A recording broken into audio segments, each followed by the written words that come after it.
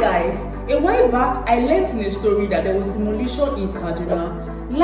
Just last week, I heard there was demolition in Asaba, and there was also demolition in SCT, and even currently there are demolitions happening even in Lagos State. You want to know why this is happening and how you can prevent your property from being demolished? Then stick around as I share reasons why this is happening currently and how you can prevent your property from this menace.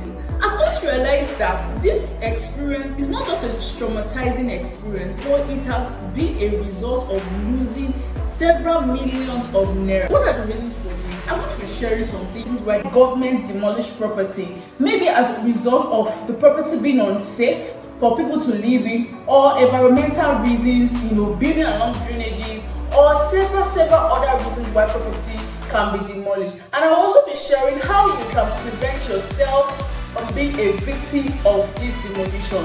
The number one thing you need to get right when acquiring or when getting a property is for you to do your homework, do your due diligence. Ensure you employ, if you need to go to the Ministry of Lands, or employ the services of professionals, lawyers, surveyor, or even a real estate expert. They will give you the right information about your property and ensure that your property is not under government acquisition. One thing you need to put in place is know the purpose of your land. There are several reasons why the government set aside a land for. It can be for agricultural purpose, industrial purpose, even residential purpose, and even several other reasons. And you need to know what the government has planned for this particular location, so you don't end up building a residential property on agricultural lands. Another thing you need to put in place is to ensure that you get the right documentation on your land. I cannot overstress this. This is very important for you to get the right documentation on your land, from your governor's consent or COO to your registered survey to your contract of sale to several other documents you need to get right in regards to your documentation. Another thing you need to put in place to ensure that you avoid your property from demolition is to ensure that your property is well maintained, so you don't have structurally unsafe property that are being marked for government demolition.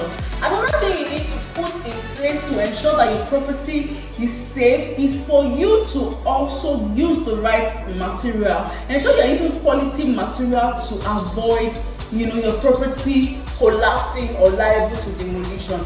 Another very important thing you need to put in place, for you to ensure to avoid demolition is for you to avoid encroachment on government or public spaces.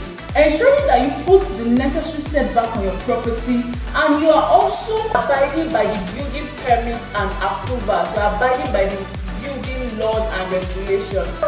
If you've not subscribed to my YouTube channel, kindly subscribe to my YouTube channel so you get more interesting and informative content like this.